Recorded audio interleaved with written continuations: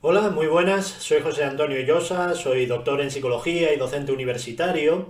En este vídeo para la plataforma Aprende Krav Maga en la zona de infantil, que está orientado fundamentalmente a padres, de lo que vamos a hablar es del acoso escolar. Un fenómeno muy tristemente frecuente, un fenómeno que en realidad se lleva dando a lo largo de décadas, pero que sin embargo no era tenido en consideración, ¿no? Y este sería probablemente el primer mito a romper dentro de lo que es esta pequeña grabación, en tanto que en ocasiones se tiende a pensar que es algo nuevo, algo que no existía. Y echamos la vista atrás y pensamos en nuestros centros escolares y probablemente no detectemos nada similar a eso que hoy damos en llamar acoso. Y sin embargo, probablemente falla nuestra memoria, falla nuestro nivel de análisis, pero lo cierto es que el acoso es algo tremendamente longevo dentro de los sistemas educativos, y probablemente el hecho de que no lo apreciásemos en momentos pretéritos no responde necesariamente a que sea algo nuevo, sino al hecho de que pasaba tan desapercibido o estaba tan normalizado en la vida escolar que ni siquiera nosotros como estudiantes o el resto de la comunidad educativa era consciente de ello.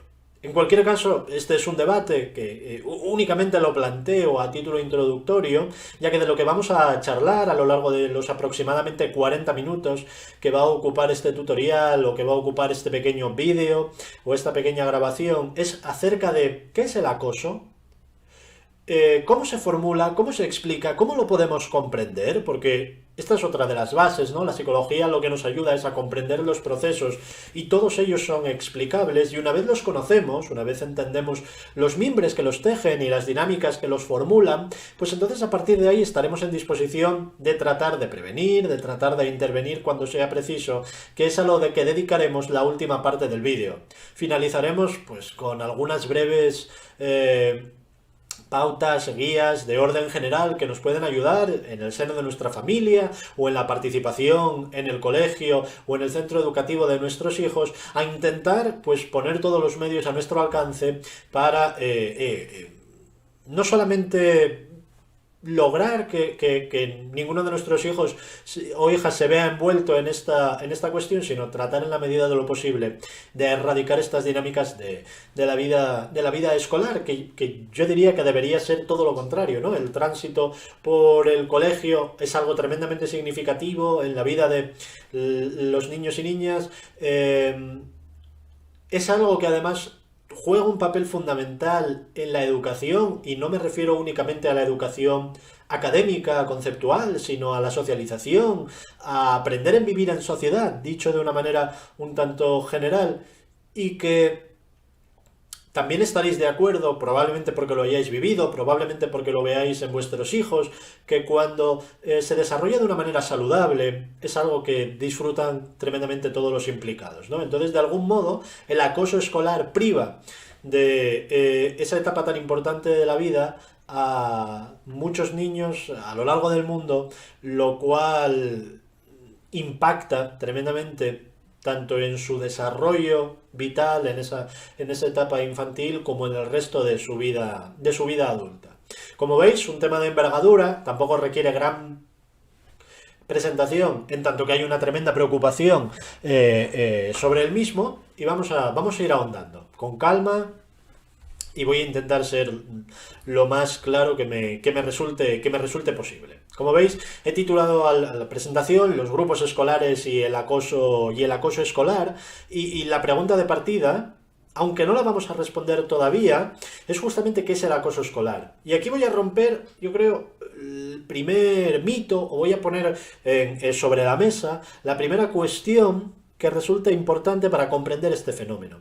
El acoso escolar no es una diada, no es algo que se dé entre dos sujetos.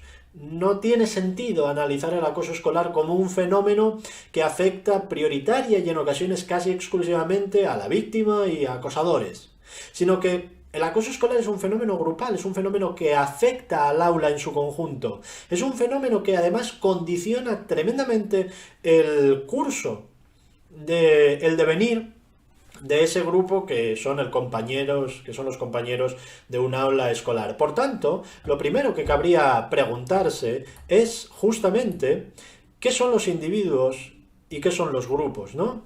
Entonces, cuando tratamos de definir un grupo, una definición bastante formal, de hecho, nos diría que un grupo social tiene lugar cuando dos o más individuos comparten una identidad común y se perciben a sí mismos como miembros de la misma categoría social.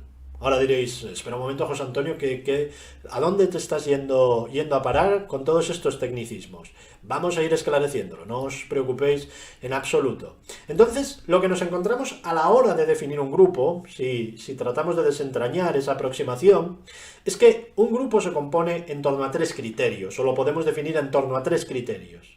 El primero de ellos, criterio de identidad, y sobre identidad, que sea una palabra que dejéis bien presente ahora en vuestra memoria, ya que vamos a hablar de ella durante los próximos minutos de una manera algo más pausada. La identidad de lo que nos están hablando es de que los grupos y los miembros que forman parte de los grupos entienden que tienen elementos en común. Sienten, perciben, asimilan, reflexionan que forman parte de ese grupo. Por ejemplo, tú cuando le preguntas a un niño pequeño ¿a qué colegio vas? Pues rápidamente te va a situar el colegio, te va a situar el aula, te va a situar dentro de su curso si va al A, al B, al C, si son en preescolares, a la zanahoria, a la berenjena, lo que les haya tocado. Te va a situar rapidísimamente quién es su profesora y en todo momento él o ella lo va a desarrollar con tremenda naturalidad. Porque obviamente es su vida, es su identidad, es lo que él es. Él, entre otras muchas cosas, es un estudiante de esa clase, de la cual se siente parte. Con lo cual, eso ya muestra que existe un vínculo entre esa persona y el resto. ¿Vale? Segundo criterio. Criterio de estructura social. Lo que estamos diciendo es que un grupo tiene una estructura pautada. En un aula lo vemos muy claramente. Están los estudiantes y está la profesora o está el profesor. Está el jefe de estudios. Está el director o la directora del colegio. Además hay unas normas. Hay un horario, tienes que ir vestido de una determinada forma, puedes hablar en unos momentos determinados, puedes levantarte en unos momentos determinados. Y hay unos roles. Y aquí es donde hay un tremendo abanico, ¿no? Ya hablamos de chicos que son más populares, otros que tienen un rol más de cohesionador, luego está siempre el rol del chistoso, que constantemente está tratando de que sus compañeros se rían, está el rol... Todo lo que fácilmente identificamos, bien porque lo vemos en nuestros hijos, bien porque lo recordamos cuando éramos niños. Y luego, en último término, para terminar de definir y conceptualizar lo que es un grupo, pues hablamos del criterio de interdependencia, es decir, la motivación común.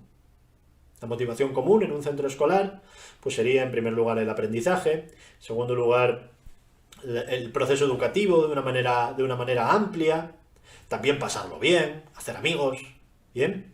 Entonces, obviamente, lo que tenemos es un grupo aula, en el cual hay unos sujetos que forman parte de él con diferentes roles y de acuerdo a diferentes normas y orientados a unos determinados objetivos, que es los que acabamos de mencionar.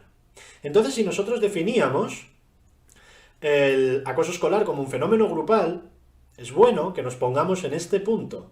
Por tanto, en el acoso escolar, todos los individuos que están dentro de ese grupo, que están dentro de ese aula, tienen un papel. Y un papel que va a ser importante. ¿Bien? Más cuestiones que deberíamos conocer acerca de los grupos para seguir teniendo un poco la perspectiva a la que luego vamos a tratar de llegar. Aquí tenemos a nuestros individuos, a los niños y a sus iguales. Y este diagrama, que nos muestra círculos concéntricos, de lo que nos está hablando es de la influencia que tiene ese grupo, por ejemplo, el grupo clase, sobre sí. Los niños y niñas de ese grupo van a estar, en primer lugar, influenciados por su familia, ya que tiene un tremendo peso. ¿Vale? En segundo lugar, también van a estar influenciados por el colegio, que decíamos que era otro factor educacional prioritario. Y en tercer lugar, por lo que aquí denomina la comunidad, que sería el contexto, que sería el entorno, algo más amplio que lo que es el colegio. Estos tres elementos tienen un impacto sobre la educación de los niños y niñas. Con lo cual, y si nosotros estamos analizando el fenómeno del bullying, o el fenómeno del acoso, del bullying o el acoso escolar, pues tenemos que tener en cuenta que obviamente es un fenómeno que se formula principalmente aquí, en el colegio, en el cual tenemos a unos chicos que están formando parte de ese grupo, como decíamos, y que tienen un papel dentro de ese fenómeno y les está afectando de una manera más directa o indirecta. Pero también tenemos que tener en cuenta que la familia juega un papel fundamental, que la comunidad en general juega un papel fundamental en cómo se desarrolla y cómo se puede prevenir ese fenómeno del bullying. ¿Bien? Esto es lo que denominamos la socialización. La socialización es el proceso de aprendizaje de la cultura, es aprender a desarrollarte en sociedad, aprender a desarrollarte con otras personas. El proceso educativo, en su expresión más amplia, es un proceso de socialización en el cual necesariamente están implicadas con diferentes grados de prioridad, pero sin duda un papel relevante todos los elementos que aquí estamos mencionando. Y van a estar todos jugando parte. Eso es lo interesante. En ocasiones van a jugar parte como elemento problemático, porque vamos a observar cómo disfunciones en la familia puede originar un factor de riesgo para el acoso, pero en otras ocasiones vamos a ver cómo funcionan como factor de protección, porque todo lo contrario, una familia que de pronto tiene unos lazos afectivos firmes, pues va a funcionar como un elemento de protección frente al acoso. ¿Bien? Vamos a hablar ahora, os decía que otro tema del cual íbamos a tratar es justamente la identidad. Aquí lo tenemos, que no lo veis bien. La adolescencia y las crisis de identidad. Este es un tema bien interesante porque lo que nos está diciendo este señor que veis en la imagen, que es un psicólogo que se llama Erik Erikson, un nombre un tanto curioso, este hombre dedicó su vida entera a explorar cómo se desarrollan las personas a través de diferentes etapas. Y entonces, en último término, lo que está haciendo es un análisis del proceso madurativo. Dedicó toda su vida a ello. Y justamente su trabajo, bastante florido, dio lugar a que logró conceptualizar cómo era el proceso madurativo a lo largo de todas las etapas. Pero no os extrañará cuando os diga que en realidad de todas estas etapas, en la que más se centró fue justamente en la infancia y en la adolescencia. Porque es exactamente donde la identidad, donde la personalidad también se forjan y se cristalizan. La tesis principal, que es a donde quiero ir a parar, de Erik Erikson, respecto a las crisis a la formación de la identidad, es que nos decía que la identidad se formaba a través de crisis, de procesos de crisis. Hay diferentes momentos en la vida de todos nosotros que nos situamos en esos puntos de incomodidad, en los cuales no nos terminamos de reconocer a nosotros mismos, en los cuales querríamos dirigirnos y ser de una manera algo distinta, en los cuales consideramos que de pronto estamos algo estancados y entonces nos querríamos convertir en una persona algo diferente, avanzar a un estadio superior. De algún modo el proceso madurativo supone eso, ¿no? Ir en ese progreso constante en el cual tienes ciertas inquietudes que en momentos previos no te habían aplacado, pero que ahora toman relevancia. Eso es lo que Erikson denomina como crisis, esos momentos de cambio, esos momentos de transición. Son momentos que pueden ser tremendamente disruptivos. Son momentos que, sobre todo en las etapas de adolescencia e infancia, son de tremenda relevancia, porque en esos momentos de crisis, es cuando una serie de malas decisiones pueden llevarte a condicionar tu futuro en una dirección negativa, mientras que una serie de decisiones positivas pues pueden llevar a un futuro totalmente funcional. La adolescencia es de por sí un momento de riesgo, en tanto que es un momento en el cual se intentan probar muchas cosas nuevas y sobre todo todas estas cuestiones relacionadas con la identidad y el autoconcepto y el autoestima, la manera en la cual los adolescentes se comprenden a sí mismos, se caracterizan por ser francamente inseguras. Entonces, lo que propone Erikson es que se buscan fuentes de seguridad para ir forjando esa identidad y resolviendo esa crisis, resolviendo ese malestar. La adolescencia fundamentalmente es un tránsito de crisis entre lo que tiene que ver con la infancia y la edad adulta. Ese momento en el que no sabes si eres adulto, pero tampoco eres niño. Es un momento un tanto extraño que además tiene una característica en la actualidad y es que se va alargando. progresivamente. Condiciones sociales que no nos son ajenas en absoluto condicionan esa temporalidad de la más larga de la adolescencia. Hablamos de factores como la escolarización tardía, el hecho de que cada vez la formación vaya a mayor edad, con formación profesional o periodo universitario, luego periodo posuniversitario, becas laborales, lo que ya bien sabemos, ¿no? El hecho de que los condicionantes económicos pues lleven a que los procesos de independización sean también mucho más tardíos de lo que eran en tiempos anteriores. Las problemáticas de inserción laboral, que el mundo laboral genera identidad. Entonces, en tanto que los jóvenes no acceden pronto al mundo laboral y cuando lo tratan de hacer lo hacen de una manera muy precaria, eso condiciona que tampoco terminen de forjar esa identidad adulta de la manera que sería más habitual en momentos previos. Y luego también hablamos de la posibilidad de que las relaciones sociales se puedan ver deterioradas por factores que no son propiamente estables, pero que sí que pueden ser coyunturales, y aquí pienso en el COVID, ¿no? A mí, cuando hablamos del coronavirus y se criminaliza a los jóvenes porque les apetece salir y les apetece relacionarse, yo creo, por un lado, que están haciendo un esfuerzo importante, la gran mayoría de ellos, para contenerse, y por otro lado, pienso en realmente lo difícil que es para un adolescente cercenar esos lazos de relación, o para una persona joven, porque el tiempo se relativiza y lo que para una persona adulta es un año, probablemente tenga una percepción muchísimo más amplia cuando hablamos de la etapa adolescente, que todo parece que va más lento y que el tiempo se aprovecha mucho mejor. Entonces a mí me da también cierta, no sé si pena es la palabra, pero sí que empatizo bastante con los jóvenes en el momento actual, porque no están teniendo un desarrollo social como debería ser lo convencional, en un momento en el cual no hubiese ninguna pandemia ni nada similar. Entonces, acudimos a varios conceptos importantes que hemos puesto sobre la mesa hasta el momento.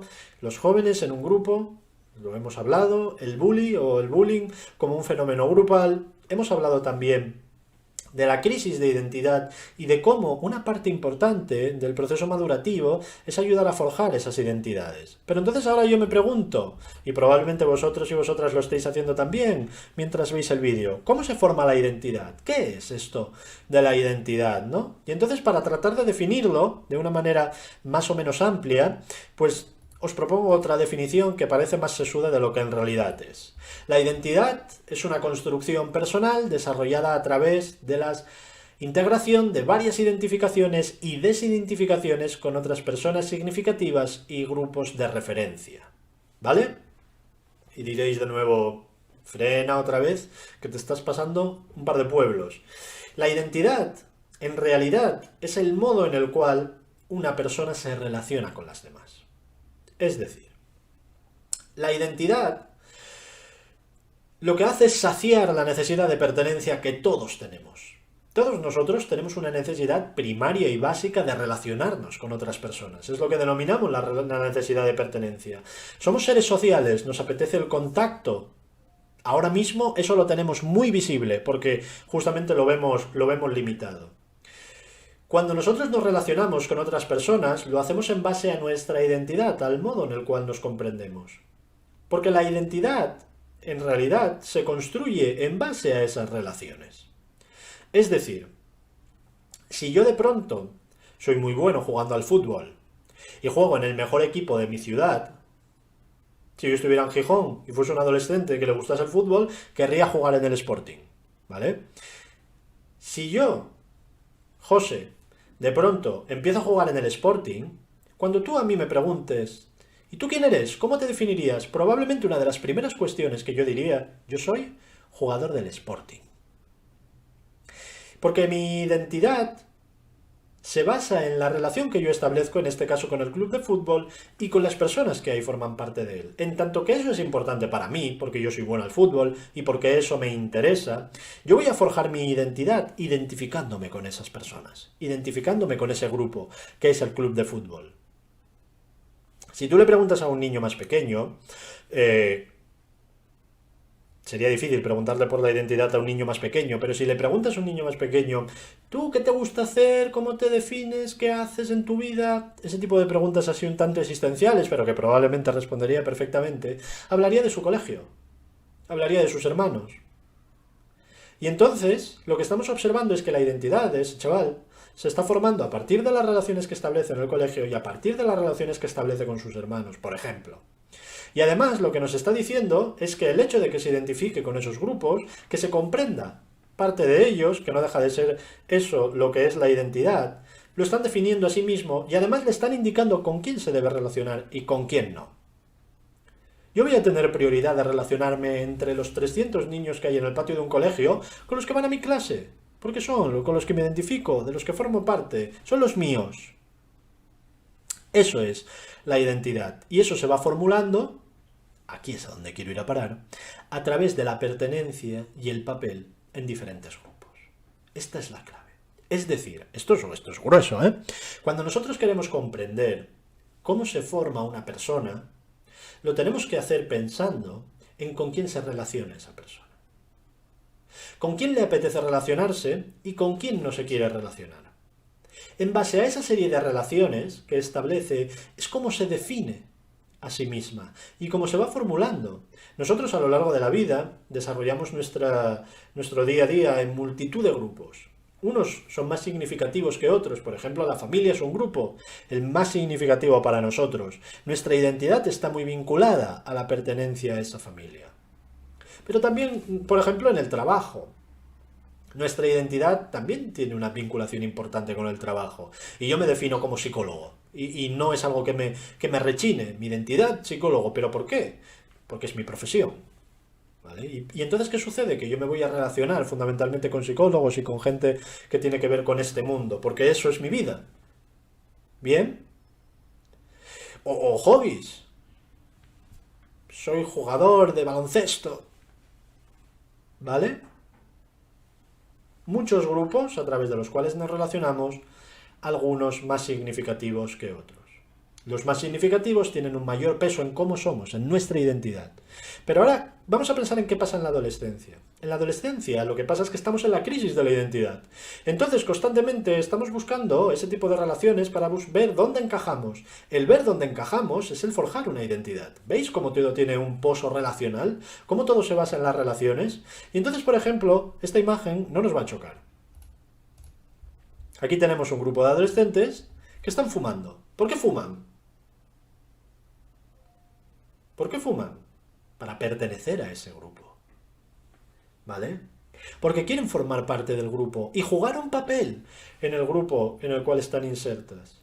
Entonces, en la adolescencia, como tú estás buscando tu lugar, lo que prima es la relación con los iguales y tu papel entre esos iguales. Y eso va a ser determinante en cómo tú te comprendas. En cómo tú te comprendas. Y todo esto que estamos diciendo, ¿a dónde nos lleva? Pues esto nos lleva al acoso, a intentar comprender el acoso. Porque el acoso, como decíamos, se da en un grupo. Y el acoso está relacionado con los procesos de identidad. Es una manera muy útil de comprender este fenómeno. Porque ¿qué es lo que nos encontramos ante el acoso escolar? Lo que nos encontramos es un acto que puede ser colectivo, pero que habitualmente es individual, en el cual una persona ejerce violencia en ocasiones física, pero prioritariamente psicológica, de manera sistemática, sobre otro o otras personas. Estas son las características fundamentales del acoso. La idea fundamental es que dentro del fenómeno del acoso lo que tenemos es varios roles. Y decía, no lo debemos reducir a una diada, no debemos reducir el acoso al papel del acosador y el papel de la víctima. El acoso es un proceso grupal y por tanto debemos identificar al acosador, debemos identificar a la víctima, debemos identificar a los cómplices que pueden jalear o participar más o menos activamente en ese proceso de acoso y debemos identificar también a los cómplices silenciosos, que son aquellos que no participan de ese acto de violencia de una manera directa, Tampoco indirecta, en tanto que no jalean, pero sin duda no levantan la mano ante la cuestión que está ahí sucediendo. Y ellos también juegan un papel. Porque nosotros debemos comprender el acoso como una dinámica grupal. Hay una persona, el acosador, que habitualmente tiene problemas severos de autoestima, que lo que busca es reforzar su identidad dentro del grupo a través de esa función de acoso. Porque lo que sucede es que habitualmente en los grupos de adolescentes, la violencia que se ejerce en esta dirección se relaciona con el poder dentro del grupo. Lo que vamos a observar es que muy habitualmente la persona que acosa a un compañero suele ser la persona popular, más popular dentro del grupo. O puede que, sin ser la persona más popular, toma el rol de el más duro de todos. Y entonces, cuando un chico tiene una autoestima muy deteriorada, por ejemplo por problemas familiares, probablemente tiene tremendas inseguridades, probablemente percibe que en absoluto es un buen estudiante, probablemente percibe que tampoco es el más atractivo de la clase y nadie está muriéndose por sus huesos, que eso ni en la adolescencia es importante, tampoco percibe que es el más carismático y simpático, no es al primero que llaman cuando toca salir, y entonces hay una serie de cuestiones ahí que alimentan obviamente esa inseguridad, y entonces de pronto en un momento dado, esa persona descubre que mucho mejor que ser el último de la fila, el que nadie quiere ver o el que nadie quiere compartir, es ser el duro de la clase. Porque eso, en los procesos culturales de los centros escolares, en una larguísima tradición que ahora mismo no nos conviene ni es necesario que desentrañemos porque la tenemos muy presentes, normalmente el duro de la clase sube puntos en lo que es la jerarquía, en lo que es el estatus del aula. Se convierte, como decía, en una persona mucho más popular. Entonces esto nos lleva a una pregunta muy dolorosa, que es la siguiente. ¿Qué función cumple el acoso para los acosadores? Y entonces debemos comprender que cumple una función de autoestima. Cumple una función de autoestima, por lo que acabamos de comentar. Cumple una función de identidad, porque de pronto te asumes como una persona mejor posicionada dentro del ámbito relacional en tu grupo al cual quieres pertenecer, y entonces eso mejora tu autoestima y a la vez te permite identificarse e interactuar más con el resto de miembros del grupo. Mejora tu pertenencia, en tanto que sueles ganar popularidad, y también mejora por ende tu estatus, que probablemente veías peligrar o estimabas un mal presagio al respecto. Con lo cual, el acoso no es una anomalía, no es una perversión, no es algo extraordinario. El acoso es una estrategia que algunos chicos con muy baja autoestima tienden a poner en práctica por una sola razón.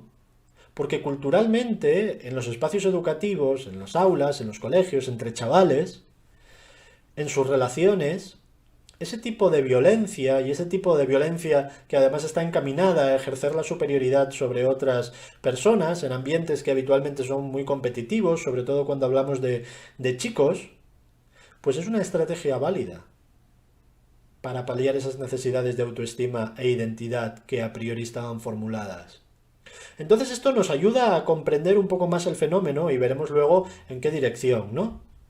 Nos ayuda a comprender un poco más el fenómeno y nos ayuda también a comprender un poco más el papel que juegan los otros sujetos que están implicados. El papel de la víctima es fácil de conocer, porque sucede algo duro, muy duro con las víctimas, muy duro. El motivo por el cual un acosador acosa a una persona suele responder a motivos bastante arbitrarios. Pero en el momento en el que una persona es acosada dentro del aula, entonces lo que se desencadena es un proceso interno de esa persona en la cual hay una pregunta que no deja de rebotar en su cabeza una y otra vez. ¿Por qué a mí? ¿Qué tengo yo? ¿Cuál es mi problema para que este chico o estos chicos o estas chicas o estas personas estén todo el día encima de mí, humillándome, violentándome, pegándome? ¿Por qué nadie hace nada? si todo el mundo lo está viendo? ¿Por qué esto sucede todos los días? Entonces, cuando empiezas a buscar todas las explicaciones posibles y estás en una situación de tal tensión, pues lo que sucede es que acabas de preguntarte cuál es mi problema. ¿Por qué a los demás no? ¿Por qué a ellos les dejan tranquilos? Y a mí me está sucediendo esto. Este proceso es absolutamente natural. Cualquiera de nosotros, en una situación de acoso de este tipo, lo más probable es que más pronto que tarde, perdón, nos empezásemos a hacer estas preguntas. Si además estamos en una etapa, por ejemplo, de adolescencia, donde estamos en esa crisis de identidad, todos inmersos, estas preguntas probablemente ya, esas inseguridades ya estaban presentes. Con lo cual no hacen más que intensificarse o no hacen más que catalizar. Y entonces lo que sucede con estos chicos es que tienen mucha probabilidad de desarrollar problemas emocionales de orden muy severo. Y con demasiada frecuencia tenemos una tendencia, incluso nosotros como profesionales, a destinar tanto protagonismo en el proceso a la persona que es víctima, protegiéndola habitualmente, ¿qué otra cosa vamos a hacer, no? Que desatendemos el resto de actores implicados en esta función. Porque en realidad la pregunta de qué se debería hacer ese chico que está sufriendo ese acoso no es qué problema yo, sino qué problema tienes tú que necesitas venir a humillarme para sentirte alguien. Ese es el matiz de la cuestión que nos proponemos, ¿no? Pero hay otros dos puntos que van a ser muy interesantes para nosotros, que son los cómplices. Los cómplices pueden ser directos o pueden ser los cómplices silenciosos, como antes decíamos. Y esto es otra pregunta recurrente, la que este chico que decíamos ahora mismo se podría hacer, ¿no? ¿Por qué, si todo el mundo está viendo esto, nadie mueve un dedo? Recordad que estamos ante un grupo. Recordad que el acosador suele ser alguien de alto estatus, suele ser alguien popular. Con lo cual, para el resto de personas que forman parte de ese grupo, enfrentarse a esa situación no es proteger a un compañero que está siendo víctima injusta de un proceso, sino que es enfrentarse a alguien muy popular. Y no es tanto el riesgo que pueda haber de que esta persona me empiece ahora a violentar a mí, que eso no es lo más importante que se le pasa por la cabeza a un adolescente que toma este rol de cómplice o que se encuentra en esta situación de espectador, sino que lo más importante es que si yo intervengo aquí, quizá entonces el resto de la clase me empiece a obviar, me excluya, porque estoy metiéndome con los populares de este aula. No tengo tanto miedo al acoso como al ostracismo, como a quedarme fuera. Y eso quizá no me lo puedo permitir, porque yo soy este grupo, es mi clase, que aquí están todos mis amigos. Entonces, hay una tendencia muy generalizada a mirar para otro lado. Obviamente, si no mirasen para otro lado, si interviniesen de manera directa estos espectadores o cómplices silenciosos, depende del rol que tomen, los procesos de acoso radicalmente se detendrían. ¿Y por qué se detendrían radicalmente estos procesos de acoso? Porque en el momento que la mayoría de la clase se posiciona frente al acosador, no estamos hablando de una cuestión de fuerza bruta. De lo que estamos hablando es de que todas estas funciones que la persona depositaba en ese acoso se vienen abajo. Porque el resto de tu clase te está censurando por eso que estás haciendo, con lo cual tu autoestima abajo, tu identidad abajo, tu pertenencia abajo y ya no tienes ningún estatus. Esa es la clave de la propuesta. Y entonces, con toda esta explicación sobre las funciones del acoso y este fenómeno que se da con estos actores implicados que veíamos más o menos en este cuadro, obviamente también en el centro educativo, ahora veremos todas estas cosas, pero cuando hablamos del grupo de estudiantes, ahí es donde está en realidad el núcleo de la cuestión, ¿no? Donde más las dinámicas más se relacionan. Como tenemos todo esto sobre la mesa, ahora que más o menos se puede comprender el fenómeno, ahora vamos a tratar de pensar en cómo intervenir frente al acoso escolar, ¿no? Y con esto ya cerraría el vídeo. Con la víctima, de este acoso, pues la intervención tendría que ser profesional, la verdad. ¿Vale? Y hablaríamos de que se trabajarían cuestiones como el apoyo social, reconstruir lazos, pertenencia, hablaríamos de una evaluación del posible daño emocional, dependería mucho de cuán intenso hubiese sido ese acoso, cuánto se hubiera alargado en el tiempo, habría que trabajar inevitablemente la autoestima, porque en realidad el mayor impacto que esa persona tiene cuando está siendo acosada no es solamente la relación, el momento de relación directa que mantiene con su acosador. El problema es todo lo que va detrás, toda la reflexión que antes comentábamos que probablemente esa persona va a estar experimentando recurrente y reiterada y circularmente sin encontrar mucha salida. Cronificado en el tiempo eso es devastador y va a ser algo que marque a esa persona sin ningún lugar a la duda durante el resto de su vida, ¿no? Luego tenemos aquí, por otro lado, la intervención con los agresores, ¿no? Con agresor, con agresores. Habría que analizar en primer lugar qué causas subyacentes están, qué patrones de conducta, qué situación personal y familiar, por qué este chico de pronto tiene baja autoestima, por qué esta persona de pronto comprende que relacionarse de manera violenta con el resto de personas es la manera adecuada de lograr algo. Ese análisis es bastante profundo para que sea útil. Y no abordarlo en la profundidad suficiente supone que no se va a resolver el problema que ahí se está experimentando.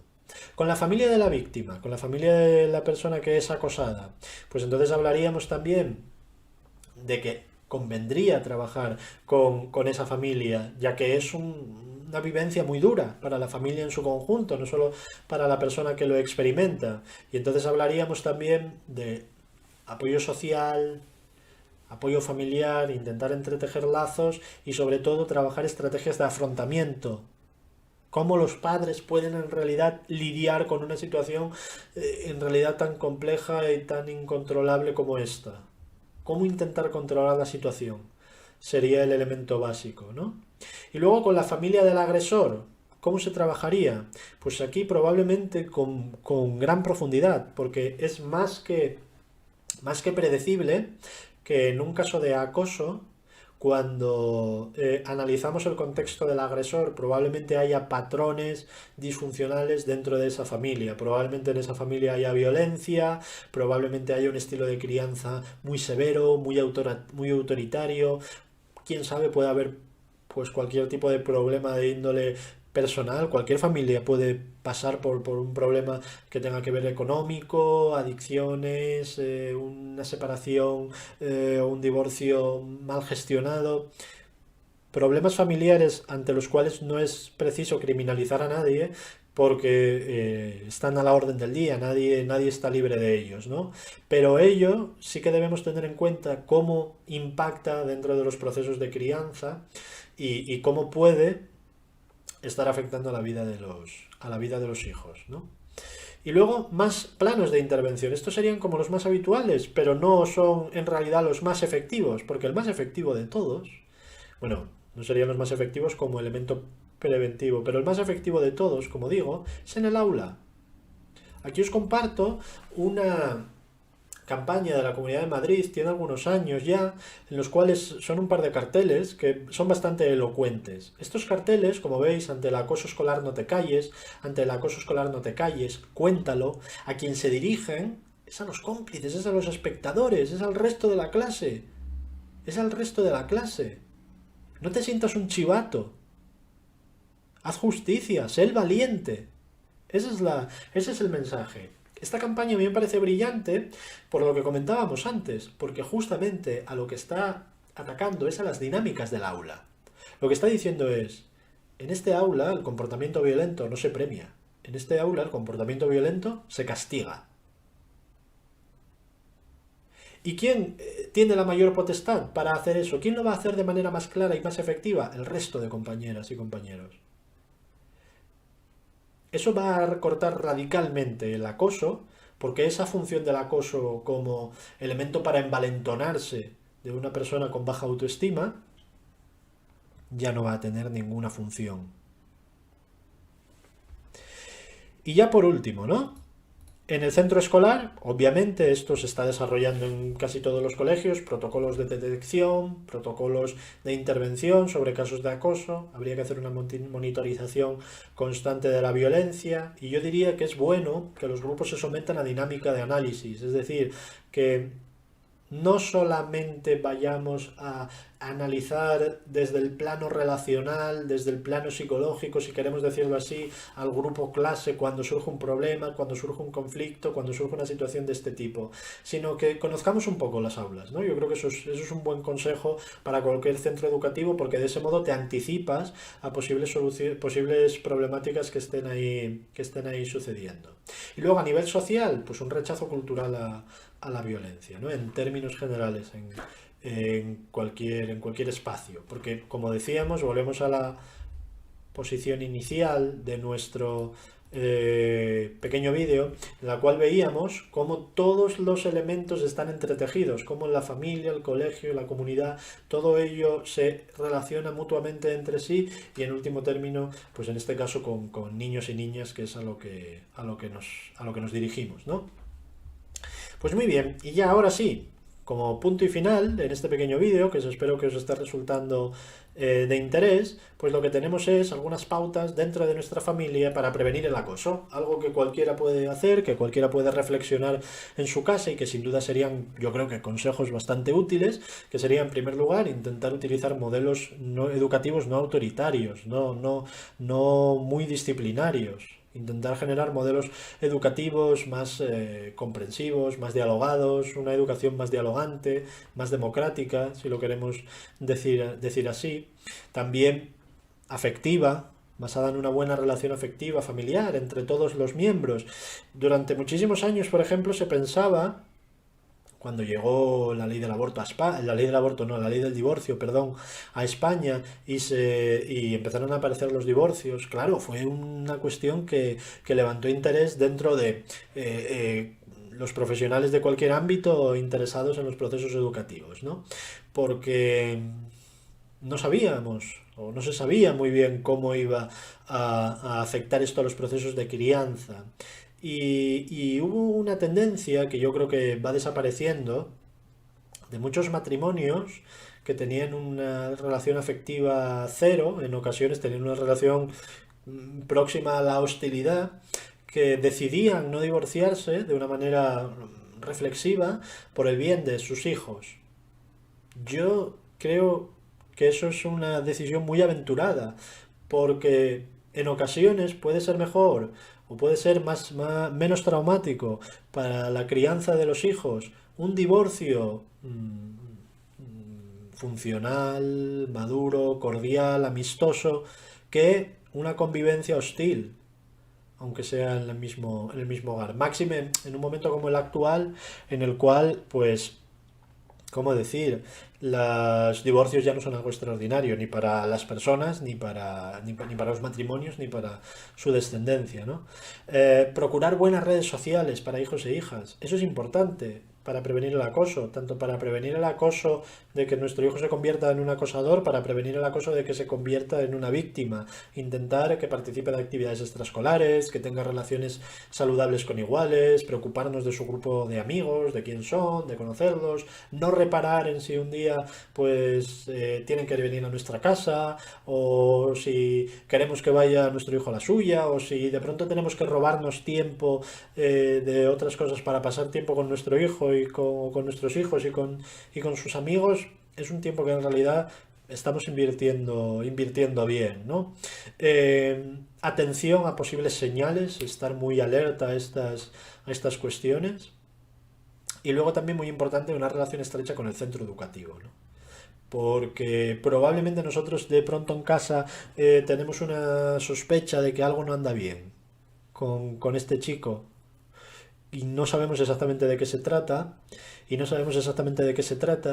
quizá vayas al centro educativo, hables con su profesora o su profesor, él tampoco sabría en ese momento decir qué pasaba, pero también había detectado que algo no iba del todo bien y entonces de pronto ahí, al menos es una llamada de atención que permite arrojar luz sobre la cuestión. Y ya en último término, para finalizar ahora sí, lo que os propongo son tres materiales, si queréis ampliar un poco esta cuestión. Una película que quizá todos conozcáis, porque ya es un clásico prácticamente, que se llama Cobardes, que va sobre el acoso. Otra material audiovisual más reciente, que es la serie esta de Por 13 razones. No encontré la carátula en castellano, pero se llama Por 13 razones. Esta es muy popular, si no la habéis visto la conoceréis, yo os recomendaría verla. Y luego por último, un texto que quizá os pueda resultar de interés, que es bastante breve. Yo se lo doy a mis alumnos en clase porque me parece bastante fácil de comprender y son apenas un par de páginas, que se llama Bullying escolar, dominancia y autoestima, una mirada desde la psicología social. Si buscáis eso en cualquier navegador, lo encontraréis fácilmente. Pues lo dicho, agradeceros tremendamente vuestro tiempo y vuestro interés sobre esta cuestión. Encantado de poder resolver cualquier cuestión, cualquier duda que pueda surgir al respecto. Y sin más, yo me despido hasta próximas ocasiones que tengamos de encontrarnos. Un saludo.